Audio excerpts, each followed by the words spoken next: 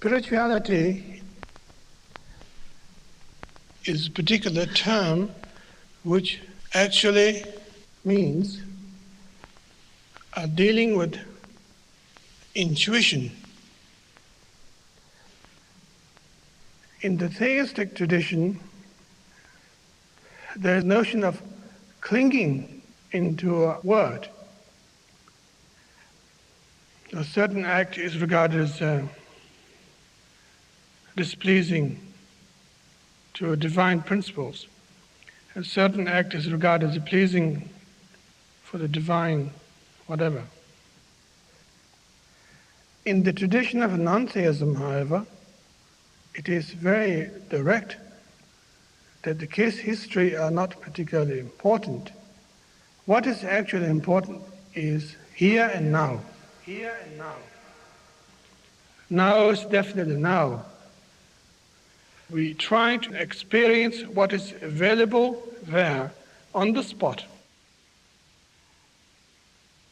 There's no point in thinking that the past did exist that we could have now. This is now. This very moment. Nothing mystical, just now, very simple, straightforward. And from that nowness, however, arises a sense of intelligence, always, that you are constantly interacting with the reality one by one, spot by spot, constantly. We actually experience fantastic precision, always. But we are threatened by the now, so we jump to the past or the future. Paying attention to the materials that exist in our life, all these choices take place all the time, but none of them are regarded as bad or good per se. Everything we experience are unconditional experience. They don't come along with a label by saying this is regarded as bad, or this is good. But we experience them, but we don't actually pay heed to them properly. We don't actually regard that as that we are going somewhere. We regard that as a hassle, waiting to be dead. Waiting to be dead. Waiting to be dead. Waiting to be dead.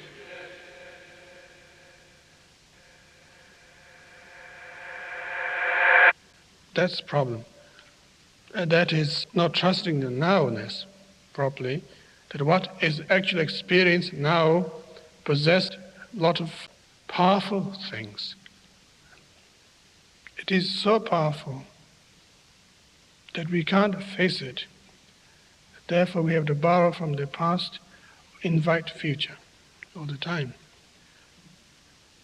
And maybe that's why we seek religion. Maybe that's why we march in the street. Maybe that's why we complain to the society. Maybe that's why we vote for the presidents. It's quite ironical. Very funny indeed.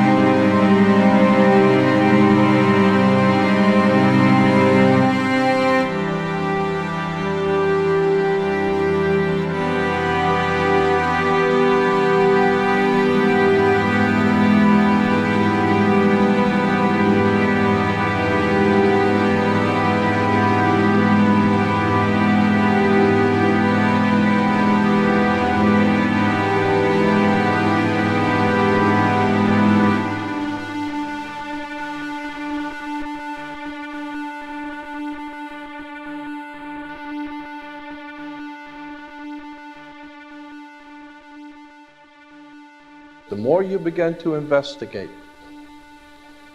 what we think we understand, where we came from, what we think we're doing, the more you begin to see we've been lied to.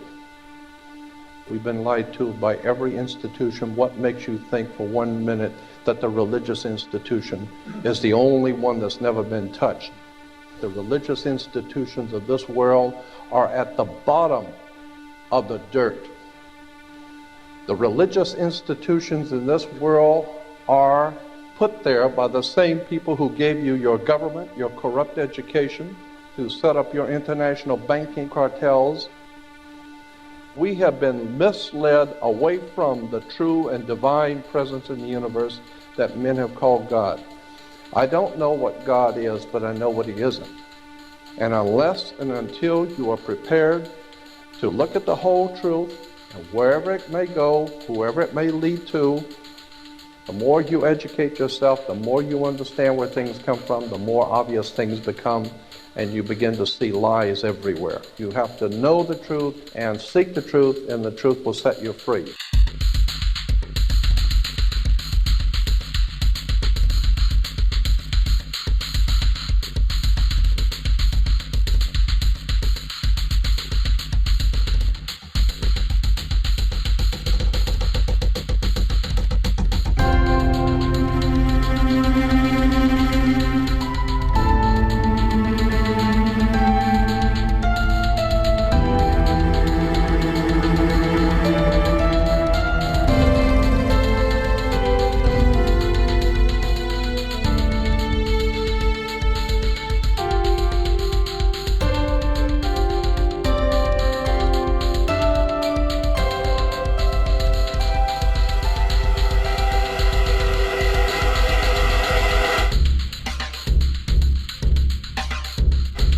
Because I gotta tell you the truth, folks. I gotta tell you the truth. When it comes to bullshit, big time, major league bullshit, you have to stand in awe of the all-time champion of false promises and exaggerated claims, religion. Think about it. Religion has actually convinced people that there's an invisible man living in the sky who watches everything you do every minute of every day.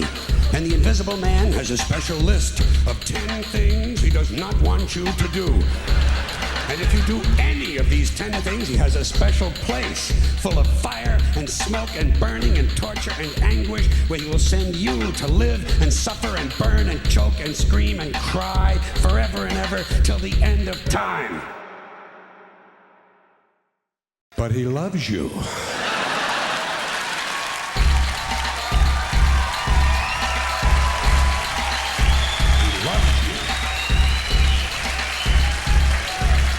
He loves you and he needs money. He always needs money.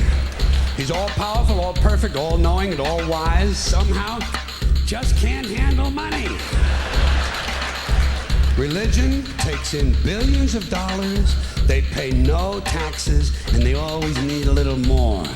Now, you talk about a good bullshit story. Holy shit.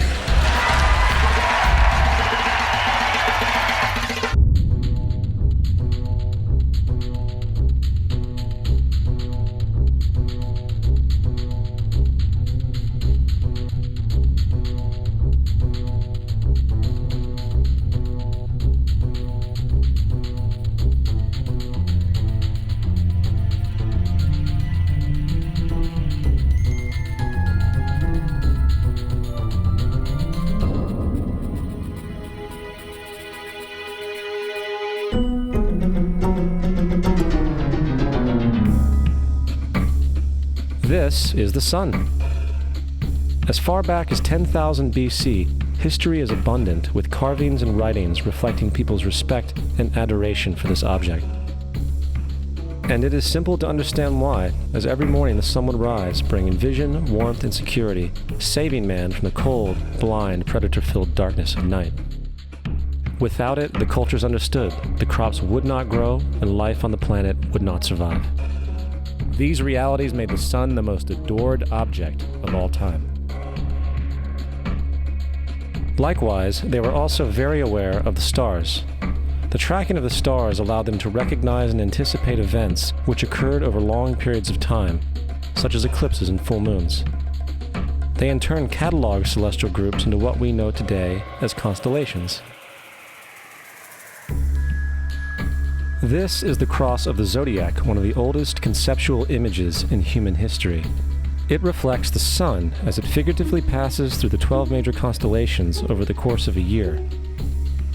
It also reflects the 12 months of the year, the 4 seasons, and the solstices and equinoxes. The term zodiac relates to the fact that constellations were anthropomorphized, or personified, as figures or animals. In other words, the early civilizations did not just follow the sun and stars, they personified them with elaborate myths involving their movements and relationships. The sun, with its life-giving and saving qualities, was personified as a representative of the unseen creator or God, God's Son, the light of the world, the savior of humankind. Likewise, the 12 constellations represented places of travel for God's Son, and were identified by names, usually representing elements of nature that happened during that period of time. For example, Aquarius, the water bearer, who brings the spring rains.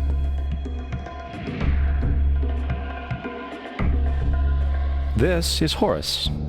He is the sun god of Egypt of around 3000 BC. He is the sun, anthropomorphized, and his life is a series of allegorical myths involving the sun's movement in the sky. From the ancient hieroglyphics in Egypt, we know much about this solar messiah. For instance, Horus, being the sun or the light, had an enemy known as Set, and Set was the personification of the darkness or night. And, metaphorically speaking, every morning Horus would win the battle against Set, while in the evening Set would conquer Horus and send him into the underworld. It is important to note that dark versus light, or good versus evil, is one of the most ubiquitous mythological dualities ever known, and is still expressed on many levels to this day. Broadly speaking, the story of Horus is as follows. Horus was born on December 25th of the Virgin Isis Mary. His birth was accompanied by a star in the east, and upon his birth he was adored by 3 kings. At the age of 12, he was a prodigal child teacher, and at the age of 30, he was baptized by a figure known as Anup, and thus began his ministry. Horus had 12 disciples he traveled about with, performing miracles such as healing the sick and walking on water. Horus was known by many gestural names such as the Truth, the Light, God's Anointed Son, the Good Shepherd, the Lamb of God, and many others. After being betrayed by Typhon, Horus was crucified, buried for 3 days, and thus resurrected. These attributes of Horus, whether original or not, seem to permeate many cultures of the world, for many other gods are found to have the same general mythological structure. Attis of Phrygia, born of the Virgin Nana on December 25th, crucified, placed in a tomb, and after 3 days was resurrected. Krishna of India, born of the Virgin Devaki, with a star in the east signaling his coming. He performed miracles with his disciples, and, upon his death, was resurrected. Dionysius of Greece, born of a virgin on December 25th, was a traveling teacher who performed miracles such as turning water into wine. He was referred to as the King of Kings, God's only begotten Son, the Alpha and Omega, and many others. And, upon his death, he was resurrected. Mithra of Persia, born of a virgin on December 25th, he had 12 disciples and performed miracles, and upon his death was buried for 3 days and thus resurrected. He was also referred to as the Truth, the Light, and many others. Interestingly, the sacred day of worship of Mithra was Sunday. The fact of the matter is, there are numerous saviors from different periods from all over the world which subscribe to these general characteristics. The question remains, why these attributes? Why the virgin birth on December 25th? Why dead for 3 days in the inevitable resurrection? Why 12 disciples or followers? To find out, let's examine the most recent of the solar messiahs. Jesus Christ was born of the Virgin Mary on December 25th in Bethlehem. His birth was announced by a star in the east, which 3 kings or magi followed to locate and adorn the new Savior. He was a child teacher at 12, and at the age of 30 he was baptized by John the Baptist, and thus began his ministry. Jesus had 12 disciples, which he traveled about with, performing miracles such as healing the sick, walking on water, raising the dead. He was also known as the King of Kings, the Son of God, the Light of the World, the Alpha and Omega, the Lamb of God, and many, many others. After being betrayed by his disciple Judas and sold for 30 pieces of silver, he was crucified, placed in a tomb, and after 3 days was resurrected and ascended into heaven. First of all, the birth sequence is completely astrological. The star in the east is Sirius, the brightest star in the night sky, which, on December 24th, aligns with the 3 brightest stars in Orion's belt. These 3 bright stars in Orion's belt are called today what they were called in ancient times, the 3 kings. And the 3 kings and the brightest star, Sirius, all point to the place of the sunrise on December 25th. This is why the 3 kings follow the star in the east, in order to locate the sunrise, the birth of the sun.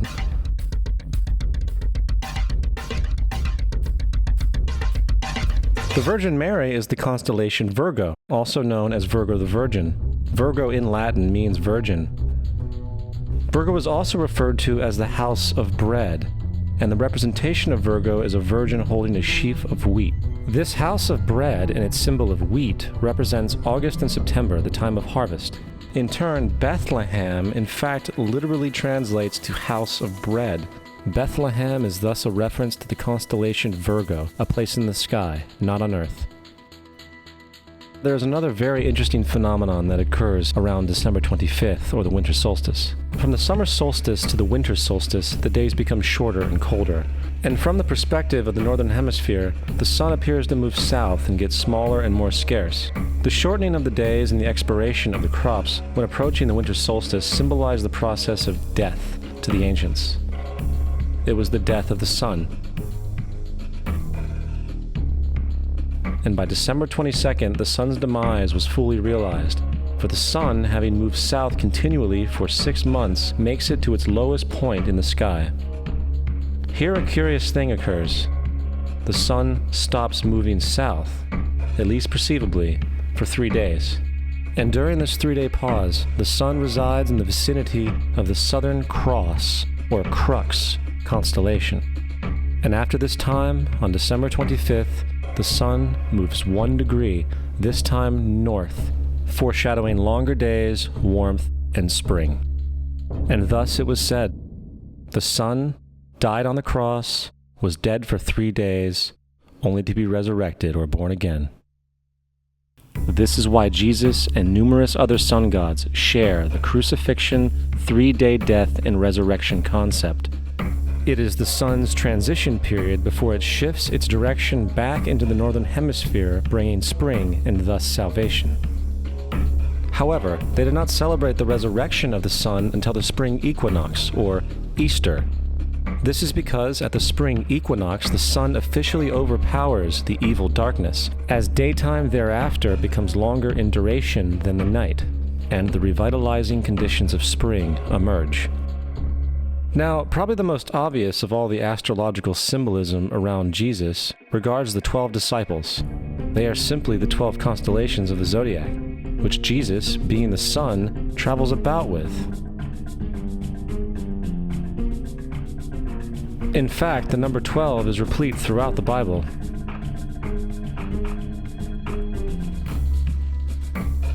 Coming back to the cross of the zodiac, the figurative life of the sun, this was not just an artistic expression or tool to track the sun's movement. It was also a pagan spiritual symbol, the shorthand of which looked like this. This is not a symbol of Christianity. It is a pagan adaptation of the cross of the zodiac.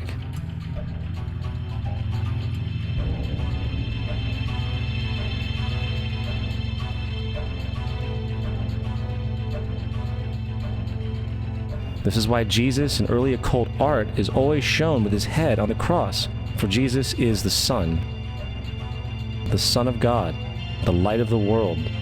the risen Savior, who will come again, as it does every morning. The glory of God, who defends against the works of darkness, as he is born again every morning, and can be seen coming in the clouds, up in heaven, with his crown of thorns or sun rays.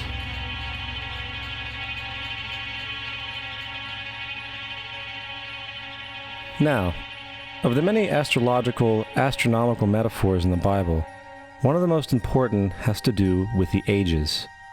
Throughout the scriptures, there are numerous references to the age. In order to understand this, we need to be familiar with a phenomenon known as the precession of the equinoxes. The ancient Egyptians, along with cultures long before them, recognized that approximately every 2150 years, the sunrise on the morning of the spring equinox would occur in a different sign of the zodiac. This has to do with a slow, angular wobble that the Earth maintains as it rotates on its axis. It is called a precession because the constellations go backwards rather than through the normal yearly cycle. The amount of time it takes for the precession to go through all 12 signs is roughly 25,765 years. This is also called the Great Year. And ancient societies were very aware of this, and they referred to each 2150-year period as an age. From 4300 BC to 2150 BC, it was the age of Taurus, the bull. From 2150 BC to 1 AD, it was the age of Aries, the ram. And from 1 AD to 2150 AD, it is the age of Pisces, the age we are still in to this day. And in and around 2150, we will enter the new age, the age of Aquarius. Now, the Bible reflects, broadly speaking, a symbolic movement through 3 ages while foreshadowing a 4th. In the Old Testament, when Moses comes down Mount Sinai with the 10 Commandments, he is very upset to see his people worshiping a golden bull calf. In fact, he shattered the stone tablets and instructed his people to kill each other in order to purify themselves. Most biblical scholars will attribute this anger to the fact that the Israelites were worshiping a false idol or something to that effect. The reality is, the golden bull is Taurus the bull, and Moses represents the new age of Aries the ram. This is why Jews even today still blow the ram's horn. Moses represents the new age of Aries, and upon the new age, everyone must shed the old age. Other deities mark these transitions as well, such as Mithra, a pre-Christian god who kills the bull in the same symbology. Now Jesus is the figure who ushers in the age following Aries, the age of Pisces, or the 2 fish. Fish symbolism is very abundant in the New Testament. Jesus feeds 5,000 people with bread and 2 fish. When he begins his ministry walking along Galilee, he befriends 2 fishermen who follow him. And I think we have all seen the Jesus fish on the back of people's cars. Little do they know what it actually means. It is a pagan astrological symbolism for the sun's kingdom during the age of Pisces. Also, Jesus' assumed birth date is essentially the start of this age. At Luke 22:10, when Jesus is asked by his disciples where the last Passover would be, Jesus replies, "Behold, when ye are entered into the city, there shall a man meet you, bearing a pitcher of water. Follow him into the house where he entereth in." This scripture is by far one of the most revealing of all the astrological references. The man bearing the pitcher of water is Aquarius, the water bearer, who is always pictured as a man pouring out a pitcher of water. He represents the age after Pisces, and when the sun, God's Son, leaves the age of Pisces, Jesus, it will go into the house of Aquarius, as Aquarius follows Pisces in the precession of the equinoxes. All Jesus is saying is that after the age of Pisces will come the age of Aquarius.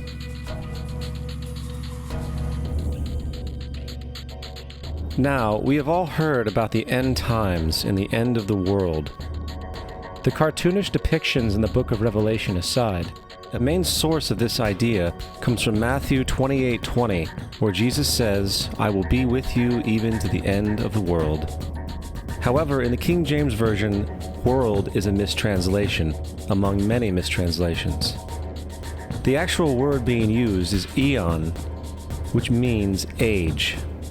I will be with you even to the end of the age, which is true, as Jesus' solar Piscean personification will end when the sun enters the age of Aquarius. The entire concept of end times and the end of the world is a misinterpreted astrological allegory. Let's tell that to the approximately 100 million people in America who believe the end of the world is coming. Furthermore, the character of Jesus being a literary and astrological hybrid is most explicitly a plagiarization of the Egyptian sun god Horus. For example, inscribed about 3,500 years ago on the walls at the Temple of Luxor in Egypt are images of the Annunciation, the miracle conception, the birth, and the adoration of Horus. The images begin with Thoth announcing to the Virgin Isis that she will conceive Horus, then Neph, the Holy Ghost, impregnating the Virgin, and then the virgin birth and the adoration. This is exactly the story of Jesus' miracle conception. In fact, the literary similarities between the Egyptian religion and the Christian religion are staggering.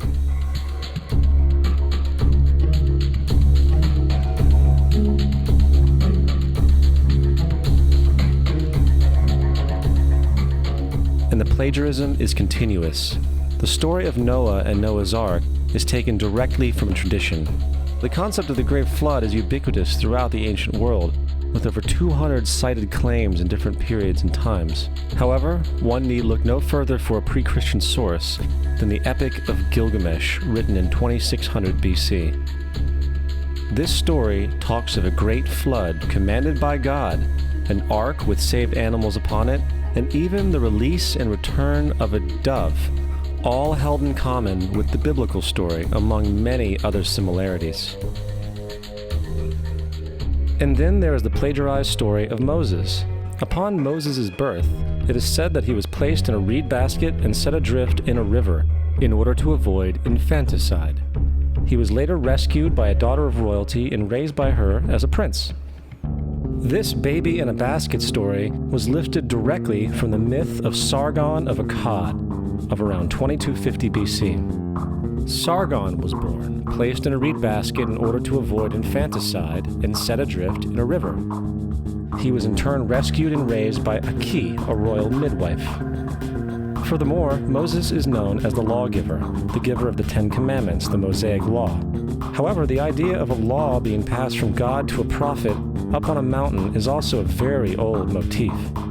Moses is just another lawgiver in a long line of lawgivers in mythological history. In India, Manu was the great lawgiver. In Crete, Minos ascended Mount Dicta, where Zeus gave him the sacred laws, while in Egypt there was Meses, who carried stone tablets and upon them the laws of God were written. Manu, Minos, Meses, Moses. And as far as the Ten Commandments, they are taken outright from spell 125 in the Egyptian Book of the Dead. What the Book of the Dead phrased, "I have not stolen," became "Thou shalt not steal." "I have not killed," became "Thou shalt not kill." "I have not told lies," became "Thou shalt not bear false witness," and so forth. In fact, the Egyptian religion is likely the primary foundational basis for the Judeo-Christian theology. Baptism, afterlife, final judgment, virgin birth, death and resurrection, crucifixion, the Ark of the Covenant, circumcision, saviors, Holy Communion, Great Flood, Easter, Christmas, Passover, and many, many more are all attributes of Egyptian ideas long predating Christianity and Judaism. Justin Martyr, one of the first Christian historians and defenders, wrote, "When we say that he, Jesus Christ, our teacher, was produced without sexual union, was crucified and died and rose again and ascended into heaven, we propound nothing different from what you believe regarding those who you esteem sons of Jupiter." In a different writing, Justin Martyr said, "He was born of a virgin, accept this in common with what you believe of Perseus." It's obvious that Justin and other early Christians knew how similar Christianity was to the pagan religions. However, Justin had a solution. As far as he was concerned, the devil did it. The devil had the foresight to come before Christ and create his characteristics in the pagan world.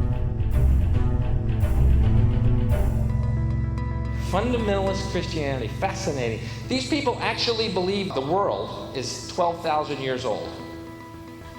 Swear to God. I actually asked one of these guys, okay, dinosaur fossils.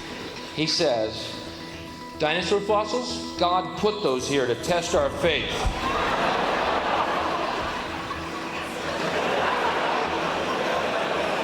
I think God put you here to test my faith, dude.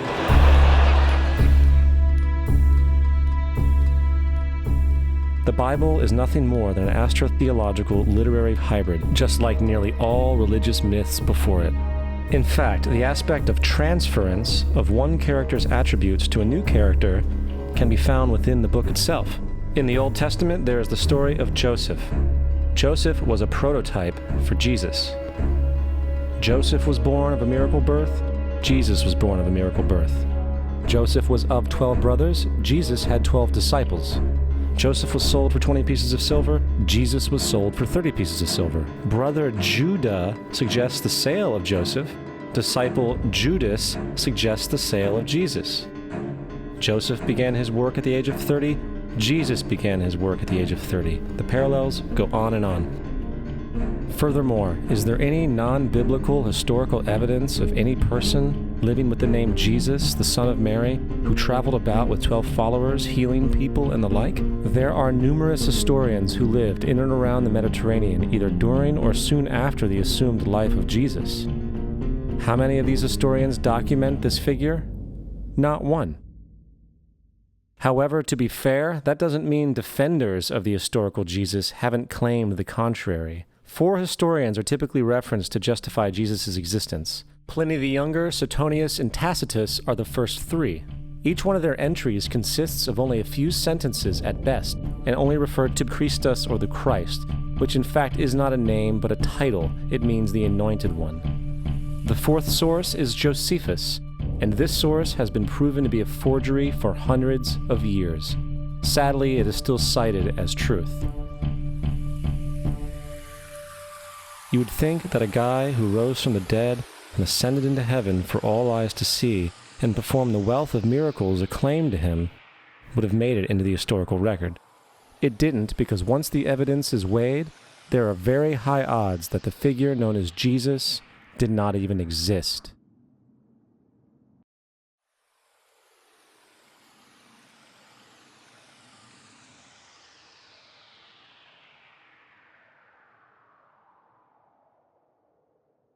We don't want to be unkind, but we want to be factual. We don't want to cause hurt feelings, but we want to be academically correct in what we understand and know to be true. Christianity just is not based on truth. We find that Christianity was in fact nothing more than a Roman story, developed politically.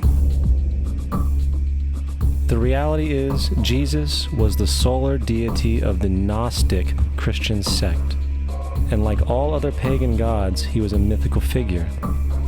It was the political establishment that sought to historize the Jesus figure for social control. In 325 AD in Rome, Emperor Constantine convened the Council of Nicaea. It was during this meeting that the politically motivated Christian doctrines were established. And thus began a long history of religious bloodshed and spiritual fraud. And for over the next 1,000 years, the Vatican maintained a political stranglehold on all of Europe, leading to such joyous periods as the Dark Ages, along with enlightening events such as the Crusades and the Inquisition. Christianity, along with all other related theologies, is an historical fraud. These religions now serve to detach the species from the natural world, and likewise each other. They support blind submission to authority. They reduce human responsibility to the effect that God controls everything, and in turn awful crimes can be justified in the name of a divine pursuit. And, most critically, it empowers the political establishment who who have been using the myth to manipulate and control societies.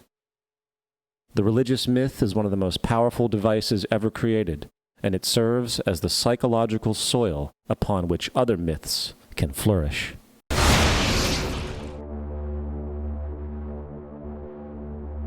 A myth is an idea that, while widely believed, is false.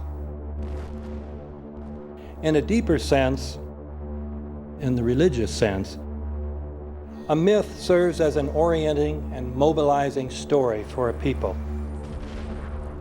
The focus is not on the story's relation to reality, but on its function.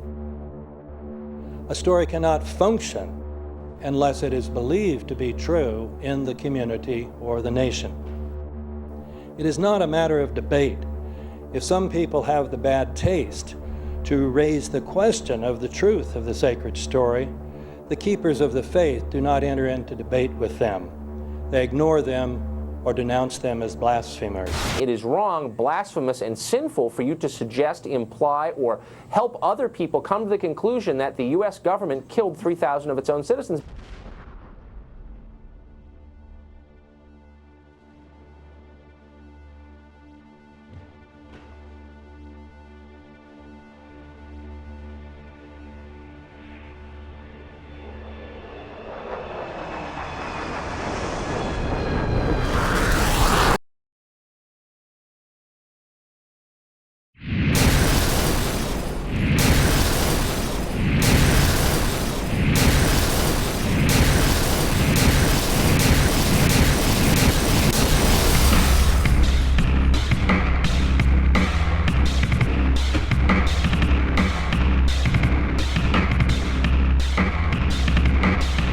As if a demolition team set off when you see the old demolitions of these old buildings. It looks like one of those scenes of an old building being purposely dynamited and blown up. Anybody who's ever watched a building being demolished on purpose knows that if you're going to do this, you have to get at the under-infrastructure of a building and bring it down. The way the structure is collapsing, this was the result of something that was planned. It's not accidental that the first tower just happened to collapse and then the second tower just happened to collapse in exactly the same way. How they accomplished this, we don't know. The building collapsed to dust. You don't find a desk. You don't find a chair. You don't find a telephone, a computer. The biggest piece of a telephone I found was half of the keypad, and it was about this big. What happened to the concrete? The concrete was pulverized from river to river. There was dust, powder, 2-3 inches thick. The concrete was just pulverized. Reminiscent of those pictures we've all seen too much on television before, when a building was deliberately destroyed by well-placed dynamite to knock it down. If they had detonated, they were planned to take down a building. I heard a second explosion. There was a heavy-duty explosion. Then there was some secondary explosions and then the subsequent collapses. An explosion blew and it knocked everybody over. To me, it sounded like an explosion. It sounded like gunfire. Bang, bang, bang, bang, bang. And then all of a sudden, 3 big explosions. We heard a big explosion coming down. And then the entire top of the building just blew up. We saw some kind of explosion. By the force of the explosions. Big explosion. Blew us back into the 8th floor. Then we get to the lobby. This is a big explosion. The lobby looked as though a bomb had exploded there. A huge explosion now, raining debris. It's been a huge explosion. Huge explosion that we all heard and felt. We just witnessed some kind of follow-up explosion. We heard a very loud blast explosion. The secondary explosion at Tower 1 camp. That is another bomb going off. He thinks that there were actually devices that were planted in the building. Planted in the building.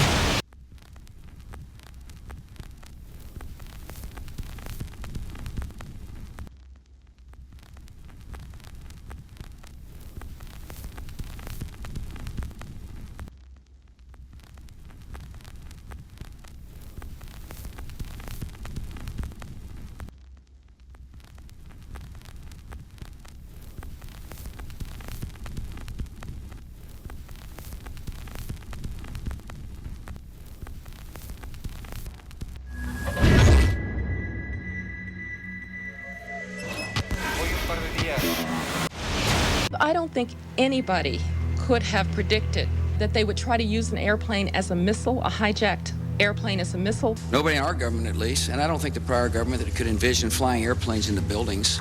No specific threat involving really domestic operation or involving what happened, obviously, the city's airliner and so forth. There were no warning signs that I'm aware of. USA Today reports that in the 2 years before the attacks on September the 11th, NORAD conducted exercises using hijacked airliners as weapons.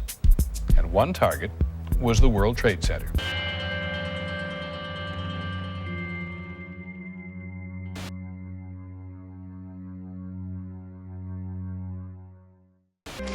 In confidential documents from the Philippines obtained by CNN, the plan was clear.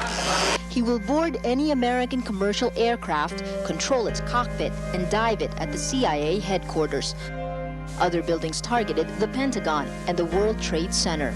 The Federal Aviation Administration received 52 warnings about Al-Qaeda in the 6 months before 9/11 and did not apparently heed them. The Pentagon reportedly does not want the public to hear next week's Senate testimony about the former secret intelligence unit known as Able Danger. And it identified Mohammed Atta and 3 other 9/11 terrorists as members of an al-Qaeda cell in Brooklyn, New York, more than a year before the attacks. And we found 2 of the 3 cells which conducted the 9/11 attacks. Lieutenant Colonel Tony Schaefer, who was the first member of Able Danger to go public, has now been told in writing by the Defense Intelligence Agency that he can't speak to members of Congress or their staff without prior approval. This is an attempt to prevent the American people from knowing the facts about how we could have prevented 9/11, and people are covering it up today. Security and counterterrorism was blinking red, in the words of George Tenet, that the warnings of an imminent attack were so severe that something dramatic should have been done. It was unparalleled. Instead, our president went on a month-long vacation.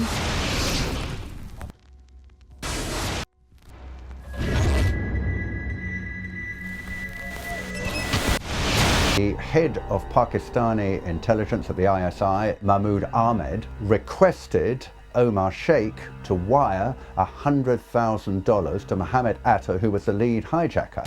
Hijacker Mohammed Atta received wire transfers via Pakistan. The man sending the money to Atta is believed to be Ahmed Umar Saeed Sheikh. Omar Sheikh admitted he was supported by the Pakistan government's intelligence service, the ISI.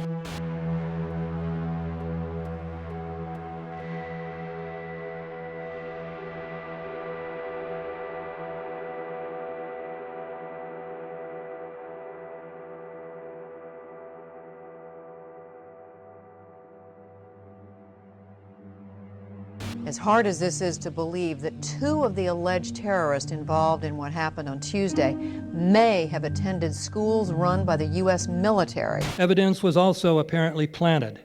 The passport of one of the hijackers on Flight 11 was allegedly found in the rubble. The hijacker's passport was found blocks from the World Trade Center crash site, if you can believe that. The 9/11 hijackers are alive and well. That's according to the chief of Japan's Democratic Party, who says 9/11 is a hoax. Several of these 19 men are still alive.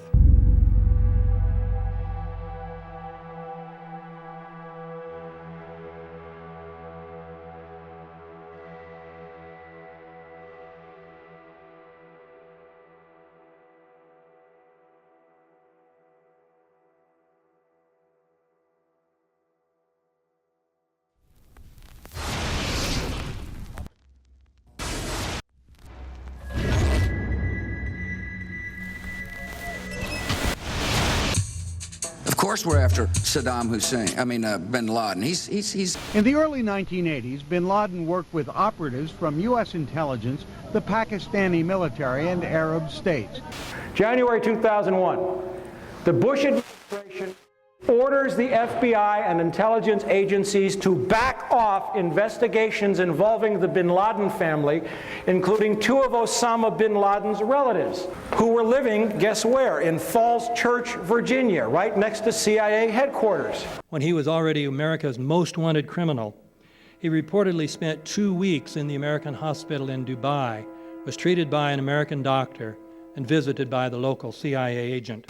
We have not seen one piece of evidence that links Osama bin Laden directly to the planning stages of September 11th. This failure to provide proof was later said to be unnecessary because bin Laden, in a video allegedly found in Afghanistan, admitted responsibility for the attacks.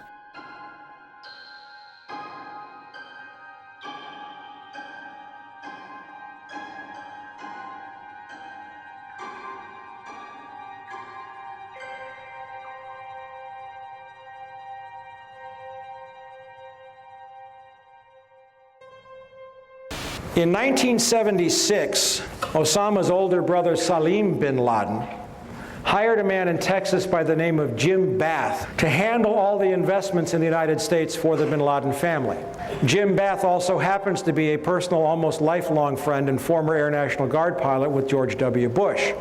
The connections between the Bushes and the bin Ladens become much more clear when George Herbert Walker Bush made trips to Saudi Arabia in 1998 and 2000 to meet with the bin Laden family on behalf of a company called the Carlyle Group.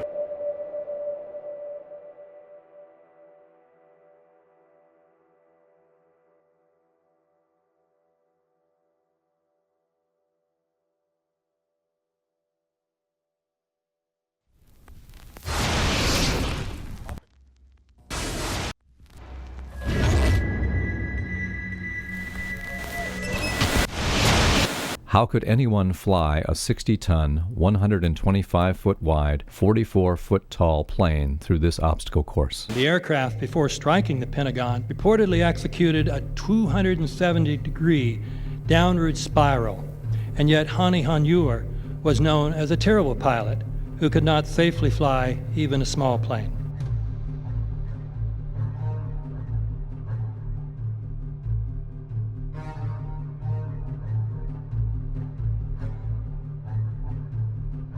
No seats, no luggage, no bodies. Nothing but bricks and limestone. The official explanation is that the intense heat from the jet fuel vaporized the entire plane. Flight 77 had two Rolls-Royce engines made of steel and titanium alloy and weigh 6 tons each. It is scientifically impossible, but 12 tons of steel and titanium was vaporized by jet fuel. We're also told that the bodies were able to be identified either by their fingerprints or by the DNA. So what kind of fire can vaporize aluminum and tempered steel and yet leave human bodies intact? From my close-up inspection, there's no evidence of a plane having crashed anywhere near the Pentagon. And as I said, the only pieces left that you can see are small enough that you could pick up in your hand. Shortly after the strike, government agents picked up debris and carried it off. The entire lawn was covered with dirt and gravel, so that any remaining forensic evidence was literally covered up.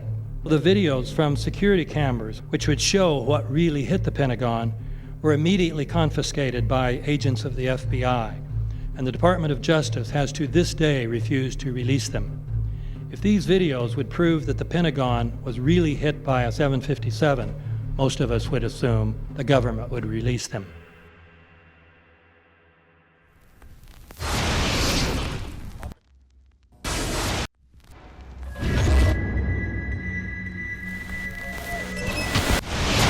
It looks like there's nothing there except for a hole in the ground. Basically, that's right. The only thing you could see from where we were was a big gouge in the earth and some broken trees. We could see some people walking around in the area, but from where we could see, there wasn't much left. Any large pieces of debris at all? No, there was nothing that you could distinguish that a plane had crashed there.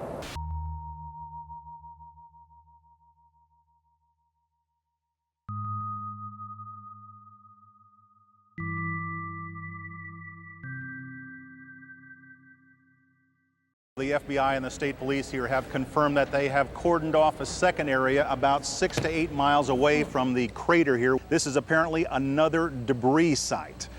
Why would debris be located 6 miles away? Could it have blown that far away? Seems highly unlikely.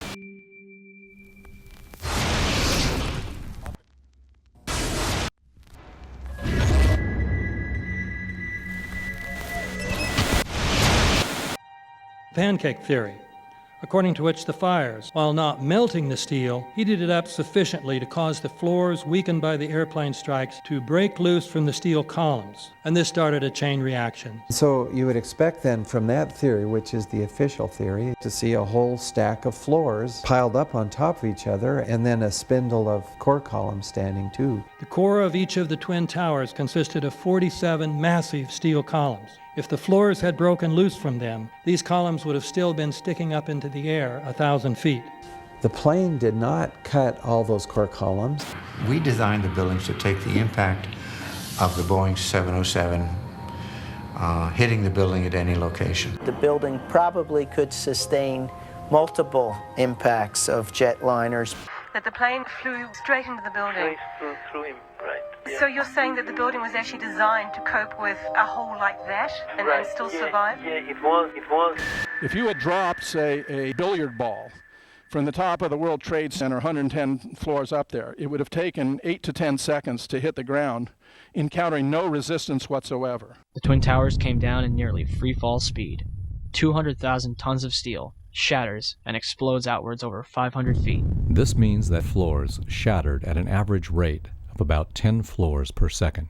There is no scenario for a pancake effect of buildings falling that allows them to fall at the rate of free fall. Now what can do that? What can move mass out of the way? Explosives.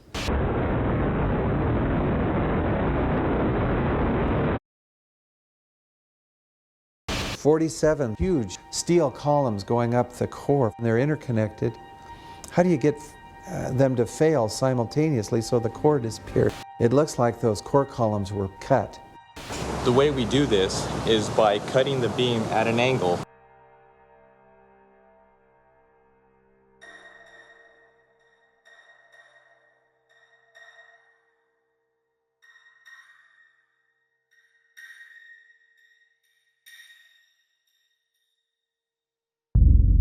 I started looking at the molten metal. All three buildings, both towers in the rubble, in the basement areas, and Building 7, there's these pools of molten metal.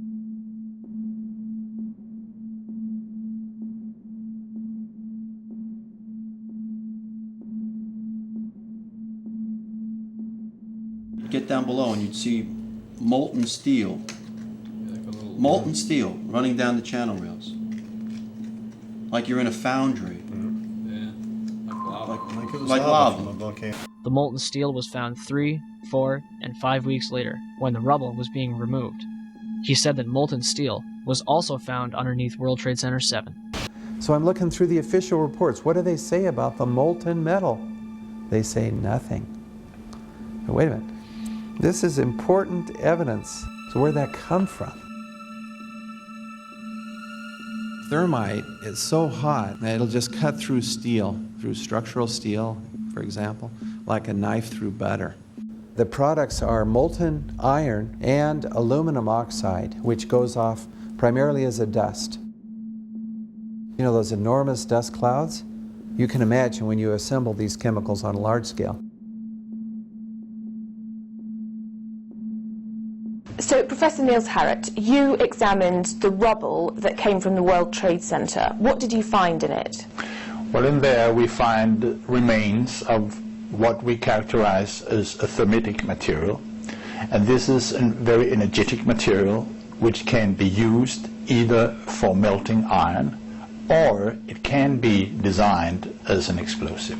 The evidence for controlled demolition is overwhelming. I've told you that the thermite reaction produced molten iron. Molten iron was in pools of molten iron in the rubble. And the point is that the thermite kept on reacting. This was a bitch's brew of thermite chemistry. Molten metal pools under both towers after they collapsed and Building 7. Now, Building 7 wasn't even hit by a jet. Part of the problem is that most people simply don't know much about Building 7 due to the extraordinary secrecy surrounding this collapse. And this was a 47-story skyscraper. This building fell at 5:25. It was not hit by a plane. This building had fires on only 2 or 3 floors. And it was brought down by what we know was a controlled demolition. Demolitions, they look just like that. You know, a kink in the middle, and then that building just comes straight down, almost at free fall speed.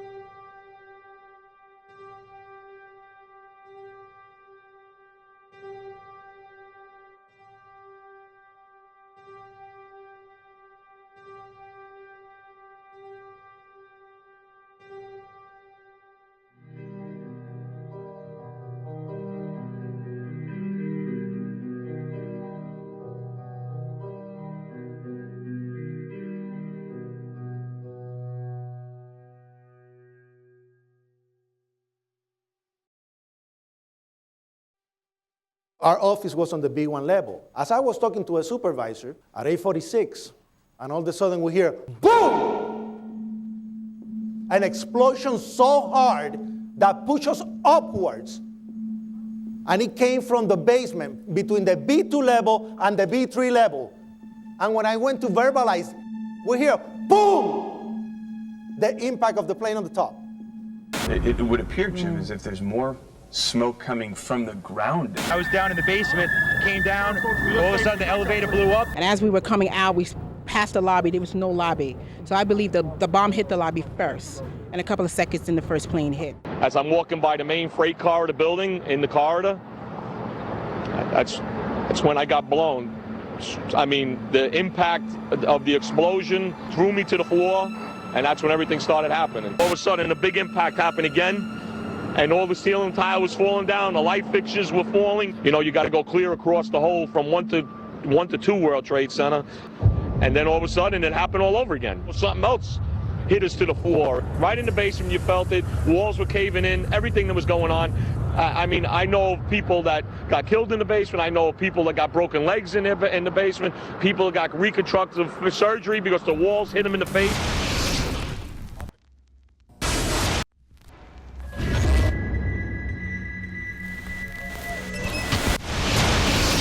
According to standard operating procedure, if an FAA flight controller notices anything that suggests a possible hijacking, the controller is to contact a superior. If the problem cannot be fixed within about a minute, the superior is to ask NORAD, the North American Aerospace Command, to send up or scramble jet fighters to find out what is going on. NORAD then issues the scramble order to the nearest Air Force base with fighters on alert.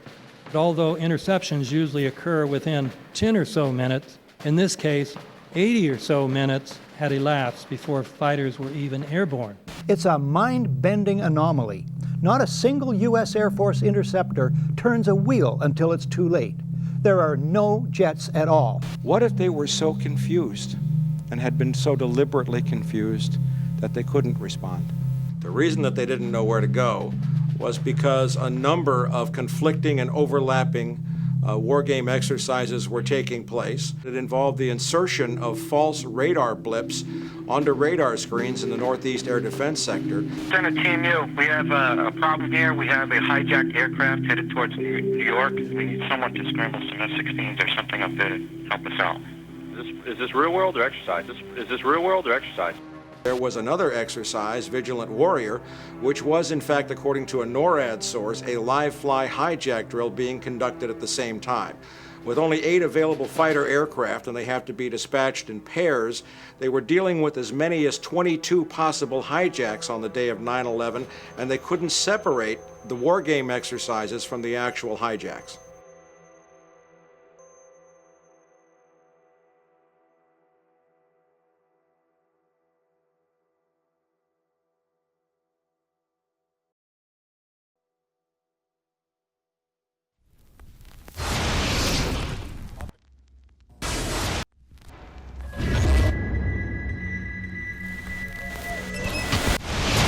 Page 172. The U.S. government has not been able to determine the origin of the money used for the 9/11 attacks. Ultimately, the question is of little practical significance. The American authorities have not managed to trace the source of the funding. And then the most amazingly disingenuous statement ultimately is of little consequence. It is of massive consequence. Doesn't it matter who paid for 9/11? The collapse of Building 7 has been recognized as especially difficult to explain. The 9/11 Commission report implicitly admitted that it could not explain the collapse of this building by not even mentioning it. President, why are you and the Vice President insisting on appearing together before the 9/11 Commission? Because the 9/11 Commission wants to ask us questions. That's why we're meeting, and I look forward to meeting with them and answering their questions. Why you're appearing together rather than separately, which was their request? Because it's a good chance for both of us to answer questions that the 9/11 Commission is looking forward to asking us, and I'm looking forward to answering them. Let's see. Do you think they should be able to stand up and speak their own words? They should go under oath. They should be, yeah, in public.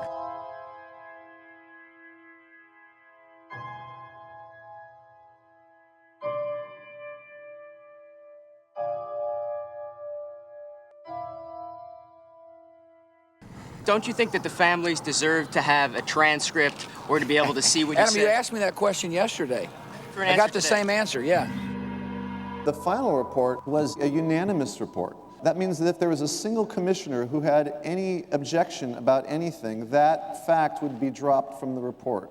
We have found out that he not only served on the transition team of the Bush administration, that he was a person who wrote a draft memo for the setup of the Bush administration's National Security Council, that he was an individual who wrote the preemptive war strategy that was eventually used for the war in Iraq, that he is a close friend of Condoleezza Rice's.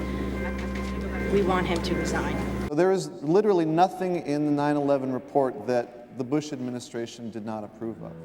We can understand, therefore, why the Commission, under Zelikow's leadership, would have ignored all the evidence that would point to the truth, that 9/11 was a false flag operation intended to authorize the doctrines and funds needed for a new level of imperial mobilization.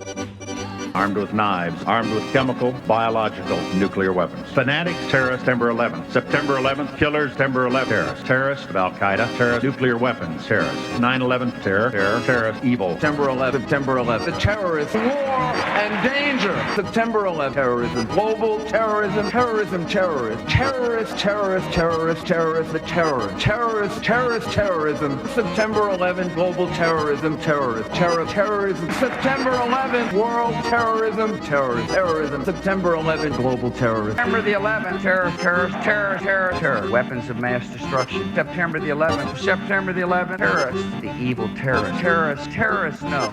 Terrorism. The words are hypnotically repeated. Terrorism, terrorist, terrorist threat, and of course, believed to be linked to Al-Qaeda. But it's the so-called war on terrorism that's in our faces practically 24/7 as the inescapable focus of our existence. One day, our grandchildren will look back on this time and ask, how was the war on terror won? The entire U.S. ruling class, ruling elite, comes to see terrorism as the preferred means, indeed the only means, to provide social cohesion, to provide an enemy image for the society to keep it together. According to neocon theory from Carl Schmitt, you have to have an enemy image in order to have a society. It's a very dangerous thing because now it means that the entire social order, the political parties, intellectual life, politics in general, all based on a monstrous myth.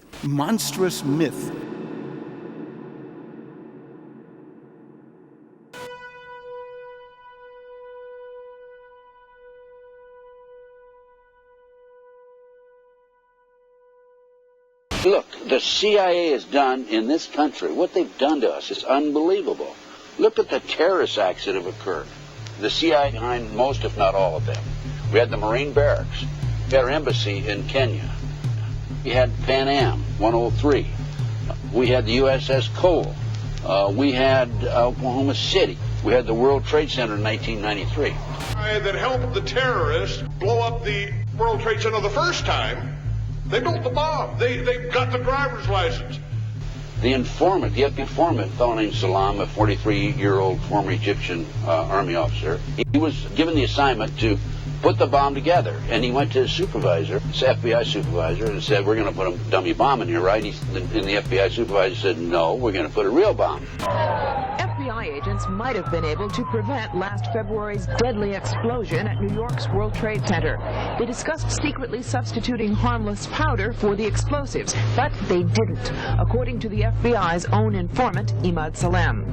Unbeknownst to the FBI at the time, Salem recorded many of his conversations with his handlers. Unfortunately for them, there were only 6 people killed, not enough to pass the legislation. So what happened is 2 years later, April 19, 1995, down comes Oklahoma City Murrah building, 168 people killed. 1 year later, the anti-terrorism legislation that takes away many of our constitutional rights and civil liberties is passed.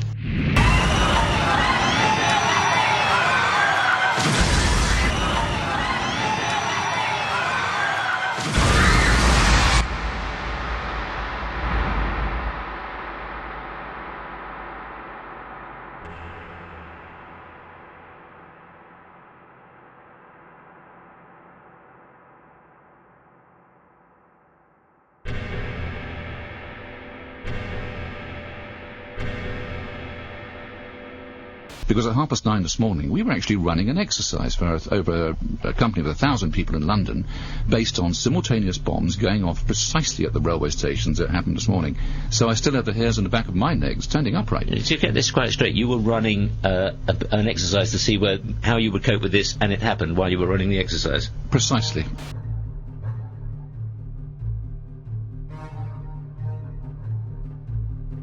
Supposed to believe is some kind of coincidence, there was also an anti-terrorist drill going on 7/7.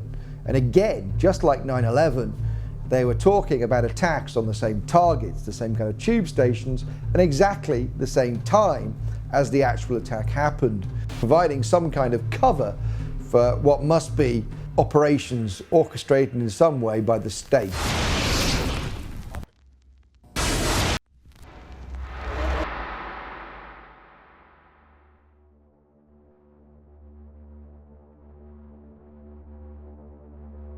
I am absolutely appalled at how much people in this country do not think. We are given to understand that a guy out there up in the mountains financed the most elaborate attack on this country. Do you think some people in a cave were able to have NORAD stand down? Do you think that people in a cave were able to have all of this happen? And when I think about how many Americans were killed in New York City, and believing as I do that this thing was a setup job, this is a textbook operation that Nazis used, and they've used it over and over again. America has been suckered in one more time. I don't have to tell you things are bad. Everybody knows things are bad. The dollar buys a nickel's worth. Banks are going bust. Shopkeepers keep a gun under the counter. Punks are running wild in the street. There's nobody anywhere who seems to know what to do, and there's no end to it. We know the air is unfit to breathe, and our food is unfit to eat. We sit watching our TVs while some local newscaster tells us that today we had 15 homicides and 63 violent crimes, as if that's the way it's supposed to be. We know things are bad, worse than bad. They're crazy. It's like everything everywhere is going crazy, so we don't go out anymore. We sit in the house, and slowly the world we're living in is getting smaller, and all we say is, please, at least leave us alone in our living rooms. Let me have my toaster and my TV and my steel-belted radios, and I won't say anything. Just leave us alone. Well, I'm not going to leave you alone. I want you to get mad. I don't want you to protest. I don't want you to riot. I don't want you to write to your congressmen because I wouldn't know what to tell you to write. I don't know what to do about the depression and the inflation and the Russians and the crime in the street. All I know is that first, you've got to get mad. You've got to say, I'm a human being. God damn it. My life has value.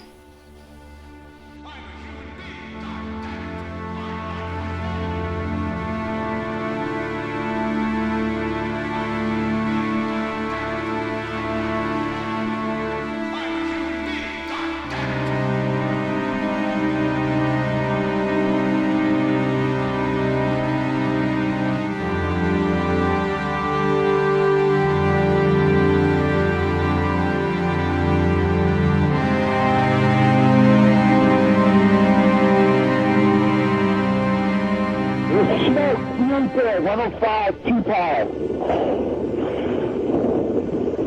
It's really bad. It's black. It's iron.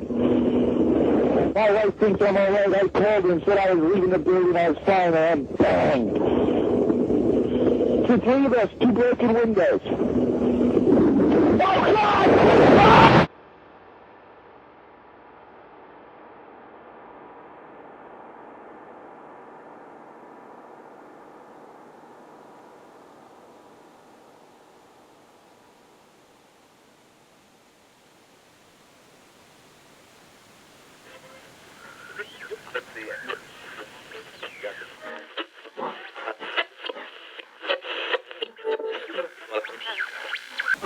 When hostilities commenced in Europe in 1939, it was realized that the American people had no intention of entering the war. But they believed that this country could be enticed into the war in very much the same way that it was enticed into the last one. They planned, first, to prepare the United States for foreign war under the guise of American defense. Second, to involve us in the war, step by step, without our realization. Third, to create a series of incidents which would force us into the actual conflict. These plans were, of course, to be covered and assisted by the full power of their propaganda. Our theaters soon became filled with plays portraying the glory of war. Newsreels lost all semblance of objectivity, and they have used the war to justify the restriction of congressional power and the assumption of dictatorial procedures on the part of the President and his appointees. A fear campaign was inaugurated. We cannot allow the natural passions and prejudices of other peoples to lead our country to destruction.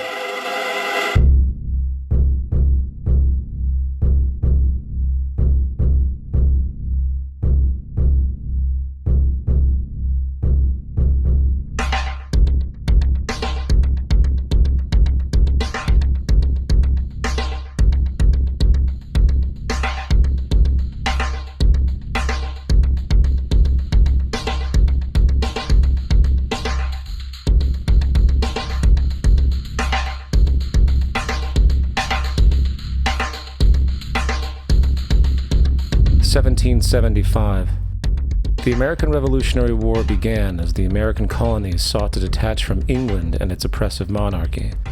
Though many reasons are cited for the revolution, one in particular sticks out as a prime cause: that King George III of England outlawed the interest-free, independent currency the colonies were producing themselves, in turn forcing them to borrow money from the Central Bank of England, immediately creating economic hardship and despair. In the words of Peter Cooper, former vice president of the New York Board of Currency, after Franklin had explained to the British government as the real cause of prosperity, they immediately passed laws forbidding the payment of taxes in that money. This produced such great inconvenience and misery to the people that it was the principal cause of the Revolution. In 1783, America won its independence from England. However, its battle against the central bank concept and the corrupt, power-hungry mentality associated with it had just begun. So what is a central bank? A central bank is an institution that issues and regulates the currency of an entire nation. Based on historical precedent, the typical powers inherent in central banking practice include the control of interest rates and the expansion and contraction of the money supply itself. Now, the central bank does not simply issue money to the government, it loans it to them with interest.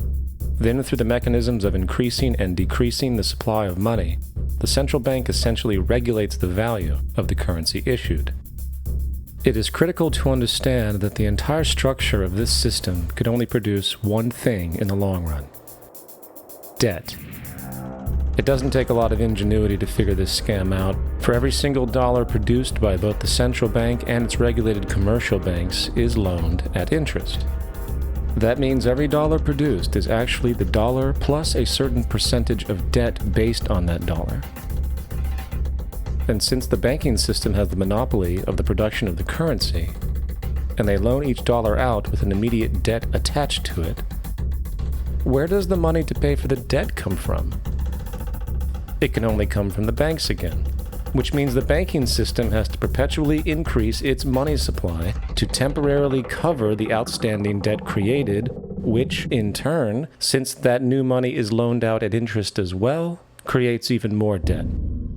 The end result of this system is essentially slavery, for it is technically impossible for the government and thus the public to ever come out of the self-generating debt.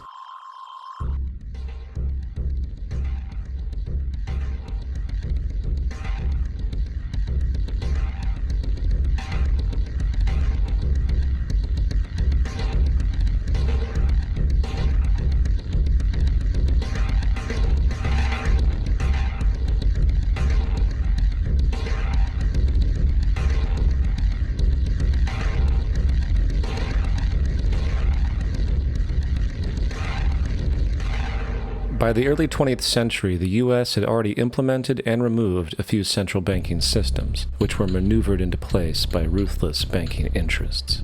At this time, the dominant families in the banking and business world were the Rockefellers, the Morgans, the Warburgs, the Rothschilds. And in the early 1900s, they sought to push, once again, legislation to create another central bank. However, they knew the government and public were very weary of such an institution, so they needed to create an incident to affect public opinion. So J.P. Morgan, publicly considered a financial luminary at the time, exploited his mass influence by reportedly creating rumors that prominent banks in New York were insolvent or bankrupt. Morgan knew this would trigger mass hysteria and a systemic crisis, and it did.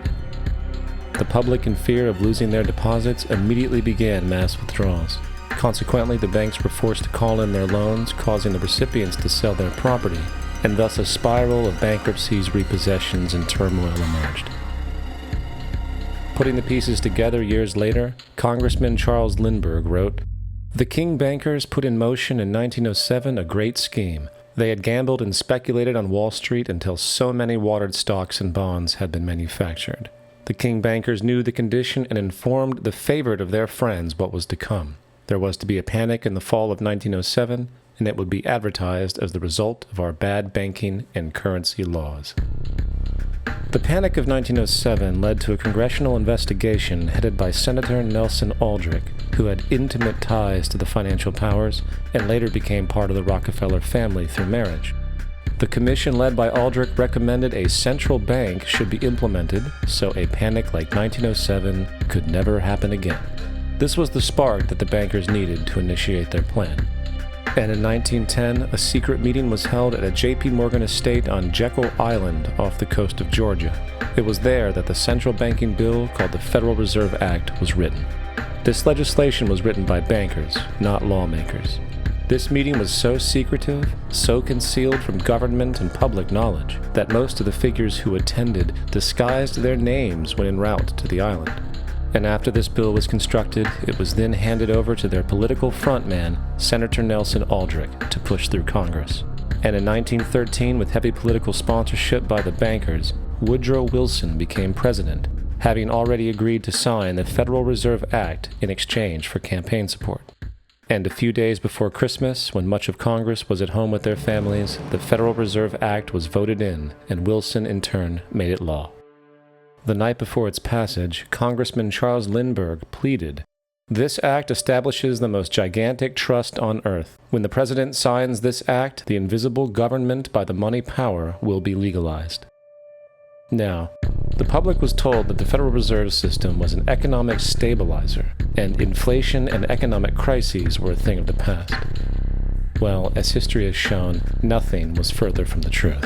The fact is, the bankers now had a streamlined machine for economic manipulation. It's alive! It's alive! It's alive! For example, from 1914 to 1919, the Fed substantially increased the money supply, resulting in extensive loans to small banks and the public. Then, in 1920, the Fed deliberately contracted credit in an extreme way, thus resulting in banks having to call in large numbers of loans, and, just like 1907, bank runs, bankruptcy, and systemic collapse occurred. Numerous competitive banks outside of the Federal Reserve System collapsed, further consolidating the monopoly of the money trust cartel. Privy to this scheme, Congressman Lindbergh pronounced, "Under the Federal Reserve Act, panics are scientifically created. The present panic is the first scientifically created one, worked out as we figure a mathematical equation." However, the Panic of 1920 was just a warm-up. From 1921 to 1929, the Fed again increased the money supply, resulting once again in extensive loans to the public and banks. There was also a fairly new type of loan in the stock market, the broker call loan. Very simply, this loan allowed an investor to put down only a fraction of the stock's value, with the rest being loaned from the broker. This method was very popular in the roaring 1920s, as everyone seemed to be making money in the market. However, there was a catch to this loan. It could be called in at any time and had to be paid within 24 hours, and the typical result was the selling of the stock purchased with that loan. So, a few months before October in 1929, J.D. Rockefeller, Bernard Baruch, and many other insiders quietly exited the market, knowing the bubble created was about to burst. Then, on October 24th, 1929, the financiers who furnished the call loans started calling them in masse. This sparked an instantaneous, massive sell-off in the already inflated market, as sell orders and margin calls were systemically triggered. That then led to mass bank runs, eventually collapsing thousands of banks, enabling the large banks to buy up the now failed banks at a discount. But it didn't stop there. Rather than expanding the money supply in order to recover from this economic collapse, the Fed actually contracted it, fueling one of the largest depressions in American history. Outraged, Congressman Louis McFadden, then chairman of the House Banking Committee, filed a petition for impeachment against the Federal Reserve Board, stating, "Mr. Chairman, we have in this country one of the most corrupt institutions the world has ever known. I refer to the Federal Reserve Board and the Federal Reserve Banks. This evil institution has impoverished and ruined the people of the United States and has practically bankrupted our government.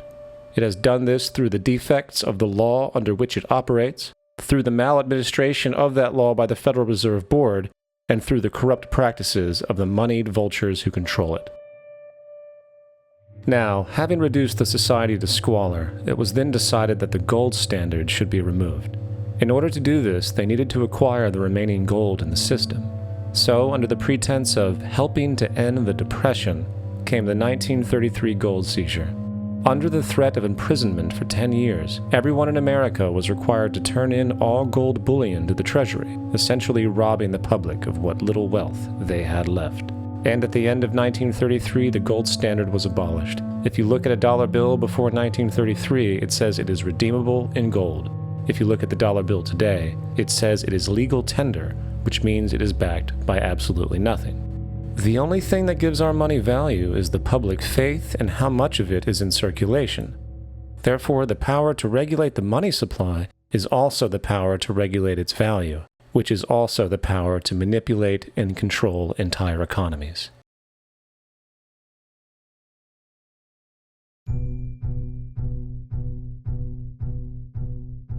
It is important to clearly understand the Federal Reserve is a private corporation. It is about as Federal Express. It makes its own policies and is under little regulation by the U.S. government. It is a private bank that loans all the currency at interest to the government, completely consistent with the central banking model that the country sought to escape from when it declared independence in the American Revolutionary War. Now, going back to 1913, the Federal Reserve Act was not the only bill pushed through Congress for the vested financial interests. They also pushed its partner, the federal income tax. First of all, the federal income tax is completely unconstitutional, as it is a direct, unapportioned tax, and the required number of states needed in order to ratify the amendment to allow the income tax was never legally met, and this has even been cited in modern court cases.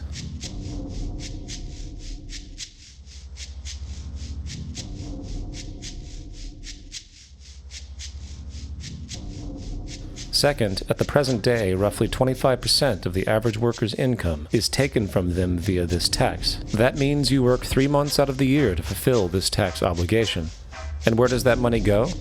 According to the Grace Commission report of the 1980s, 100% of what is collected is absorbed solely by interest on the federal debt and by federal government contributions to transfer payments.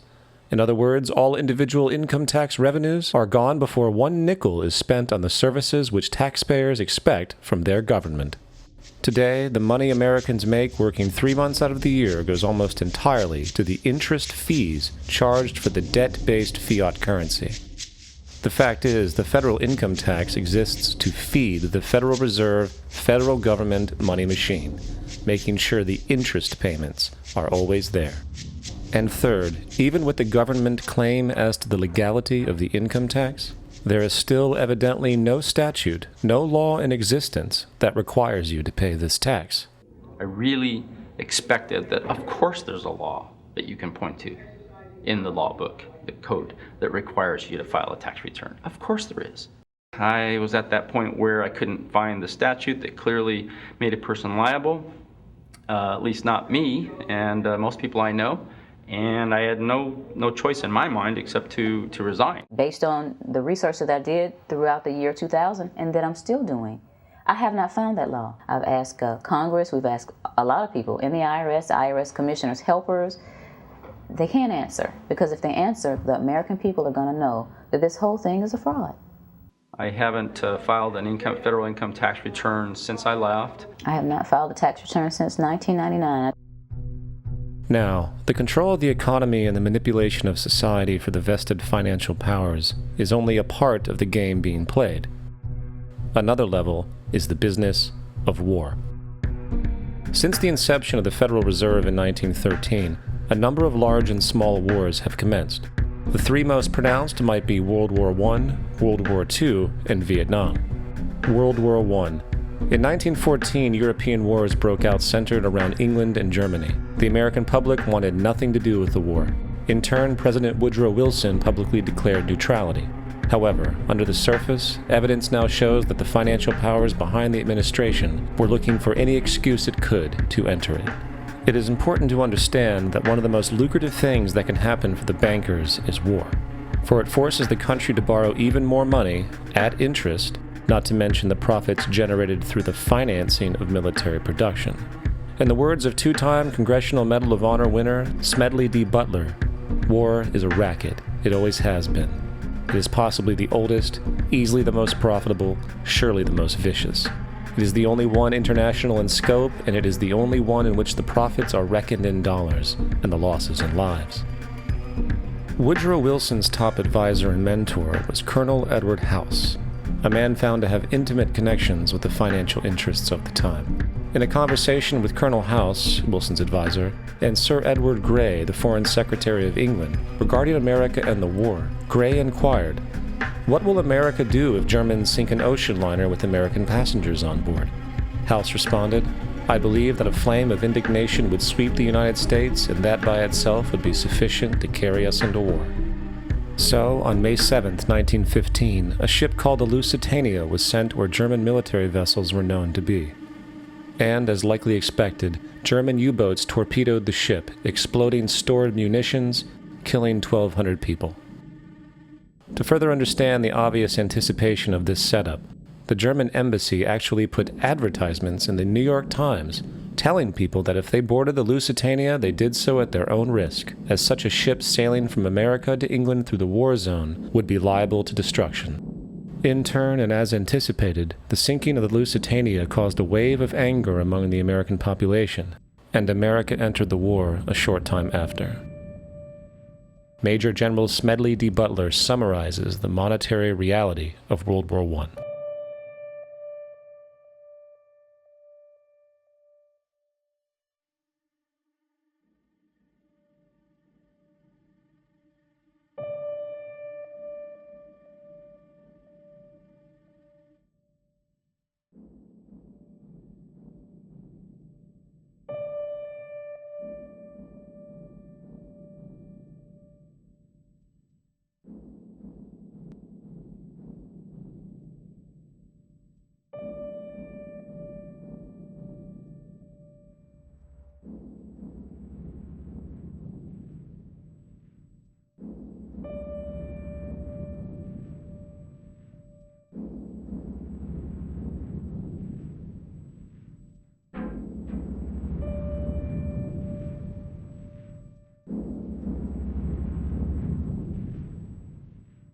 World War II.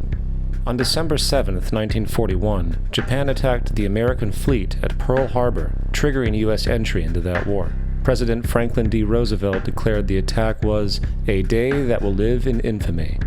A day of infamy indeed, but not because of the alleged surprise attack on Pearl Harbor. After 60 years of surfacing information, it is now clear that not only was the attack known well in advance, it was outright wanted and provoked. In a journal entry by Roosevelt's Secretary of War Henry Stimson, dated November 25, 1941, he documented a conversation he had with Roosevelt. The question was how we should maneuver them into firing the first shot. And in congressional testimony later, he added, "It was desirable to make sure the Japanese be the ones to do this so that there should remain no doubt as to who were the aggressors." In the months leading up to the attack on Pearl Harbor, Roosevelt had done almost everything in his power to anger the Japanese, showing a posture of aggression. He halted all of Japan's imports of American petroleum, He froze all Japanese assets in the United States. He made public loans to nationalist China and supplied military aid to the British, both enemies of Japan in the war, which, by the way, was in complete violation of international war rules. And, with numerous Japanese codes broken in advance, revealing the plan to attack, on December 7, 1941, Japan was allowed to attack Pearl Harbor, killing 2,400 soldiers. Before Pearl Harbor, 83% of the American public wanted nothing to do with the war. After Pearl Harbor, 1 million men volunteered. It is important to note, Nazi Germany's war effort was largely supported by two organizations, one of which was called IG Farben. IG Farben produced 84% of Germany's explosives. One of the unspoken partners of IG Farben was J.D. Rockefeller's Standard Oil Company in America. In fact, the German Air Force could not operate without a special additive patented by Rockefeller's Standard Oil. The drastic bombing of London by Nazi Germany, for example, was made possible by a $20 million sale of fuel to IG Farben by the Rockefellers' Standard Oil Company. This is just one small point on the topic of how American business funded both sides of World War II. One other treasonous organization worth mentioning is the Union Banking Corporation of New York City. Not only did they finance numerous aspects of Hitler's rise to power along with actual materials during the war, it was also a Nazi money laundering bank, which was eventually exposed for having millions of dollars of Nazi money in its vaults. The Union Banking Corporation of New York was eventually seized for violations of the Trading with the Enemy Act. Guess who the director and vice president of the Union Bank was? Prescott Bush, the father and grandfather of former U.S. Presidents George W. Bush and George H.W. Bush. Vietnam. The United States' official escalation and entry into the Vietnam War came after an alleged incident involving two U.S. destroyers being attacked by North Vietnamese PT boats in the Gulf of Tonkin. This is known as the Gulf of Tonkin Incident. This situation was the catalytic pretext for massive troop deployment and full-fledged warfare. One problem, however, the attack on the U.S. destroyers by Vietnamese PT boats never happened. Former Secretary of Defense Robert McNamara stated years later that the Gulf of Tonkin incident was a mistake, while classified documents released years later show that it was a farce, manipulated for the purposes of war. And once in the war, it was business as usual. In October 1966, President Lyndon Johnson lifted trade restrictions on the Soviet bloc, knowing full well that the Soviets were providing upwards of 80% of North Vietnam's war supplies. Consequently, the Rockefeller interests financed factories in the Soviet Union, which the Soviets used to manufacture military equipment and send to North Vietnam. However, the funding of both sides in this conflict was only one side of the coin.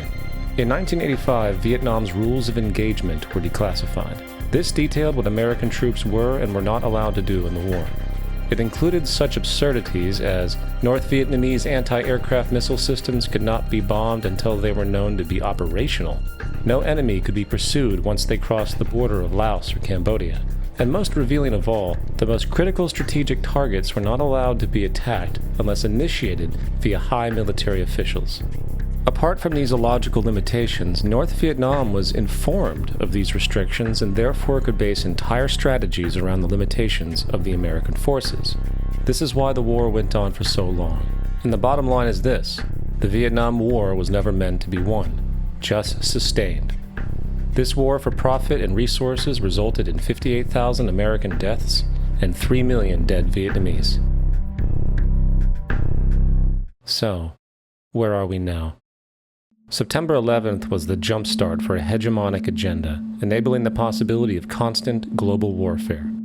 It was a staged war pretext, no different than the sinking of the Lusitania, the provoking of Pearl Harbor, and the Gulf of Tonkin lie. In fact, if 9/11 wasn't a planned war pretext, it would be an exception to the rule. It has been used to launch two unprovoked illegal wars, one against Iraq and the other against Afghanistan. However, 9/11 was a pretext for another war as well. The war against you. The Patriot Act, Homeland Security, the Military Tribunals Act, and other legislations are all completely designed to destroy your civil liberties and protect those in power.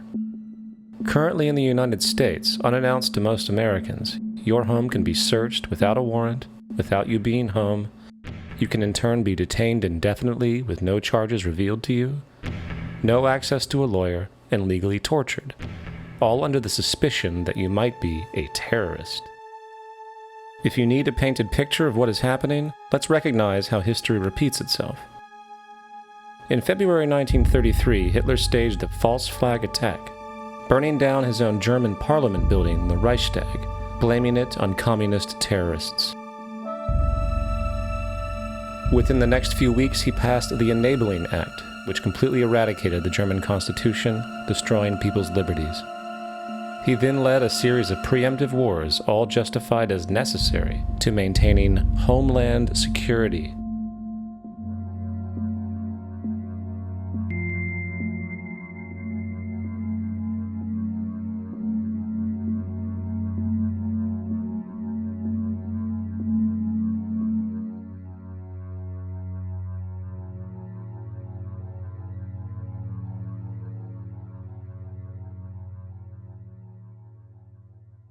Am Schicksal des Kommunismus und der sich mit ihm verprügelnden anderen Organisationen ändert dies nichts.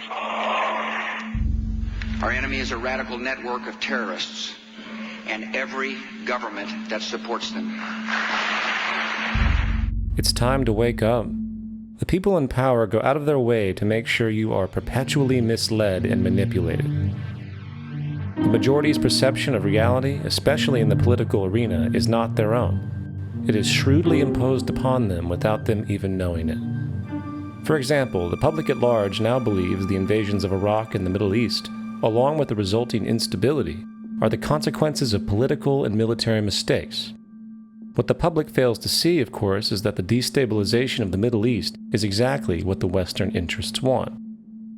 This war is to be sustained so the region can be divided up, domination of the oil maintained, continual profits reaped for defense contractors, and most obviously, permanent military bases established to be used as launching pads against other oil-bearing, non-conforming countries, such as Iran. For further implication that the civil war and destabilization is purely intentional, in 2005, 2 elite British SAS officers were arrested by Iraqi police after being caught driving around in their car, shooting at civilians while dressed up as Arabs. After being arrested and taken to a jail in Basra, the British Army immediately demanded release of these men. When the Basra government refused, British tanks came in and physically broke out the men from the Basra prison. If you wish to destroy an area, how do you do it? Well, there are 2 ways. You can go in there and bomb it and so forth, but that is not very efficient.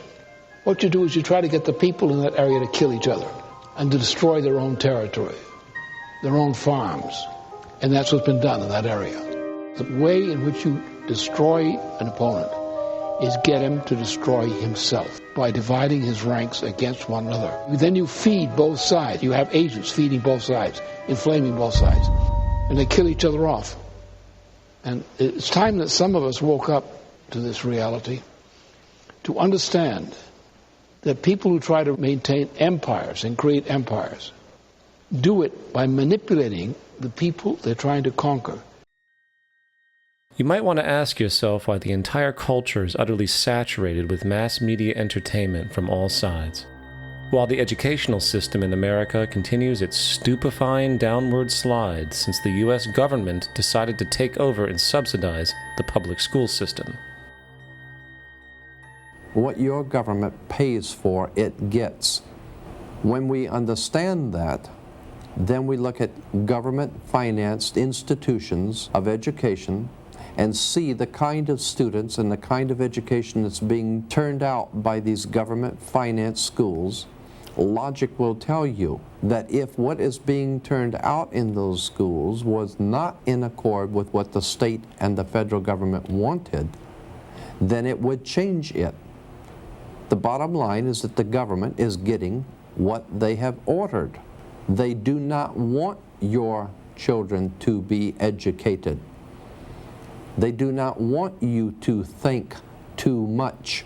That is why our country and our world has become so proliferated with entertainments, mass media, television shows, amusement parks, drugs, alcohol, and every kind of entertainment to keep the human mind entertained, so that you don't get in the way of important people by doing too much thinking. You had better wake up and understand that there are people who are guiding your life and you don't even know it. We're in a lot of trouble because you people and 62 million other Americans are listening to me right now, because less than 3% of you people read books, because less than 15% of you read newspapers, because the only truth you know is what you get over this tube. Right now, there is an entire generation that never knew anything that didn't come out of this tube. This tube is the gospel, the ultimate revelation. This tube can make or break presidents, popes, prime ministers. This tube is the most awesome goddamn force in the whole godless world. And woe is us if it ever falls in the hands of the wrong people. And when the largest company in the world controls the most awesome goddamn propaganda force in the whole godless world, who knows what shit will be peddled for truth on this network. So you listen to me. Listen to me. Television is not the truth. Television is a goddamn amusement park. Television is a circus, a carnival, a traveling troupe of acrobats, storytellers, dancers, singers, jugglers, sideshow freaks, lion tamers, and football players. We're in the boredom-killing business. But you people sit there day after day, night after night, all ages, colors, creeds. We're all you know. You're beginning to believe the illusions we're spinning here. You're beginning to think that the tube is reality and that your own lives are unreal. You do whatever the tube tells you. You dress like the tube. You eat like the tube. You raise your children like the tube. You even think like the tube. This is mass madness, you maniacs. In God's name, you people are the real thing. We are the illusion. The last thing the power establishment wants is a conscious, informed public, capable of critical thinking. This is why a continually fraudulent zeitgeist is output via religion, the mass media, and the educational system. It is in their interest to keep you in a distracted, naive bubble. And they are doing a damn good job of it. This is Aaron Russo, a filmmaker and former politician. To his left is Nicholas Rockefeller of the Council on Foreign Relations. After maintaining a close friendship with Nicholas, Aaron eventually ended the relationship, appalled by what he had learned. I got a call one day from an attorney woman I knew, and she said, "Would you like to meet one of the Rockefellers?" I said, "Sure, I'd love to." And we became friends, and he began to divulge a lot of things to me. So he said to me one night, he said that there's going to be an event there, and out of that event, you're going to see we're going to go into Afghanistan, so we can run pipelines from the Caspian Sea. We're going to go into Iraq to take the oil and establish a base in the Middle East, and we're going to go into Venezuela and try and get rid of Chavez. And the first two they've accomplished. Chavez they didn't accomplish. And he said you're going to see guys going into caves looking for people that they're never going to find. You know, he was laughing about the fact that you have this war on terror. There's no real enemy. He's talking about how by having this war on terror, you can never win it because it's an eternal war. And so you can always keep taking people's liberties away. And I said, how are you going to convince people that this war is real? He said, but the media can convince everybody it's real. I mean, you know, it's just that you keep talking about things. You keep saying it over and over and over again, and eventually people believe it. You know, you created the Federal Reserve in 1913 through lies. You create 9/11, which is another lie. Through 9/11, then you're fighting a war on terror, and now all of a sudden you go into Iraq, which was another lie, and now they're going to do Iran. You know, and it's all one thing leading to another, leading to another, leading to another. Now, I would say to them, what are you doing this for? What's the point of this thing? You have all the money in the world you ever want. You have all the power. I said, you know, you're hurting people. It's not a good thing. And he would say, what do you care about the people for? Take care of yourself and you take care of your family. And then I said to him, what are the ultimate goals here? So the ultimate goal is to get everybody in this world chipped with the RFID chip, and have all money be on those chips and everything on those chips. And if anybody wants to protest what we do or violate what we want, we just turn off their chip. So how far will the sickness of power go? To what lengths will those in control go in order to maintain and preserve their positions? We have a Florida family who are really pioneers in a brave new world. They have volunteered to be the first ever to have microchip identification devices implanted into their body. After 9/11, I was really concerned with the security of my family. I wouldn't mind having something planted permanently in my arm that would identify me. George Orwell, in his famed and possibly prophetic work 1984, stated, "Power is not a means, it is an end. The object of persecution is persecution. The object of torture is torture. The object of power is power." Today, symptoms of a surveillance society continue to grow, as irrational fears of invisible enemies, coupled with rising economic instability, spread across the globe. It is under this guise of security that we can foreshadow a world where everyone is tracked, everyone is on camera, and everyone is subordinated. The most incredible aspect of all, such totalitarianism would likely not be forced upon the people, rather the people will demand it. For the social manipulation of society through the generation of fear and division has completely inhibited the culture. Religion, patriotism, race, wealth, class, and every other form of arbitrary separatist identification and thus conceit has served to create a controlled population, utterly malleable in the hands of the few. Divide and conquer is the motto, and as long as people continue to see themselves as separate from everything else, they lend themselves to being completely enslaved. However, if the people ever realize the truth of their relationship to nature, and the truth of their personal power to effect change, the entire manufactured zeitgeist that's preyed upon would collapse like a house of cards.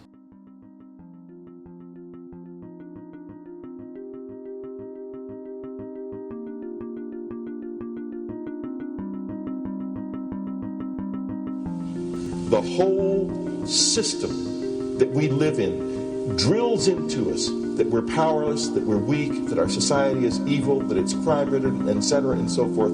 It's all a big, fat lie. We are powerful, beautiful, extraordinary. There is no reason why we cannot understand who we truly are, where we are going. There is no reason why the average individual cannot be fully empowered. We are incredibly powerful beings. You know, I think I spent 30 years of my life, in the first 30, trying to become something. I wanted to become good at things. I wanted to become good at tennis. I wanted to become good at school and grades and everything I kind of viewed in that perspective. I'm not okay the way I am, but if I got good at things, you realize that I had the game wrong. The game was to find out what I already was.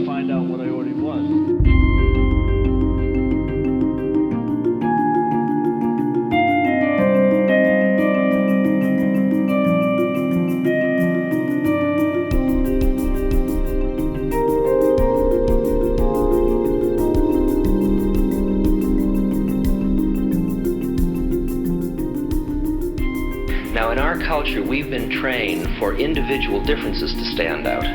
So you look at each person, immediately it is brighter, dumber, older, younger, richer, poorer, and we make all these dimensional distinctions, put them in categories and treat them that way. And we get so that we only see others as separate from ourselves in the ways in which they're separate. And one of the dramatic characteristics of experience is being with another person and suddenly seeing the ways in which they are like you, not different from you.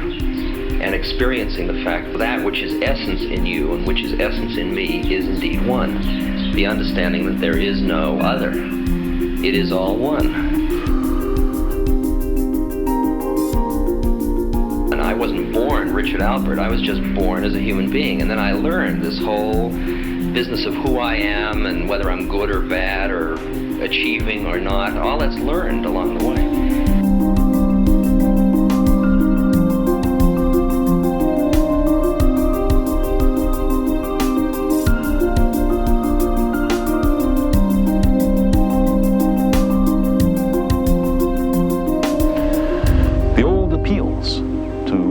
racial, sexual, and religious chauvinism to rabid nationalist fervor are beginning not to work. A new consciousness is developing which sees the earth as a single organism and recognizes that an organism at war with itself is doomed.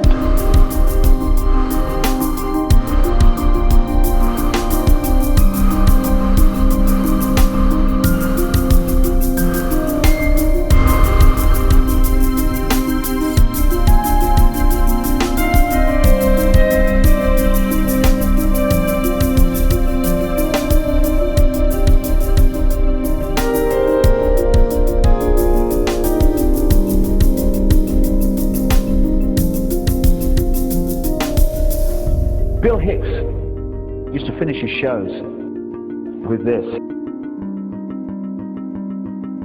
Life's like a ride in an amusement park. And when you go on it, you think it's real, because that's how powerful our minds are. And the ride goes up and down and round and round. It has thrills and chills, and it's very brightly colored. And it's very loud, and it's fun for a while.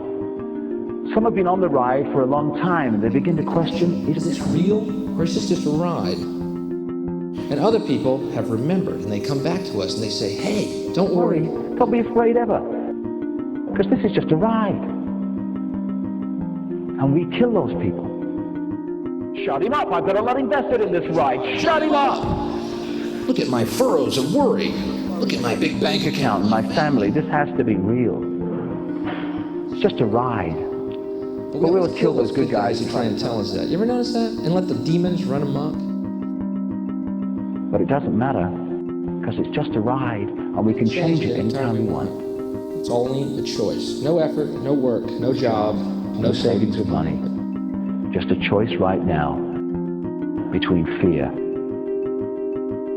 and love.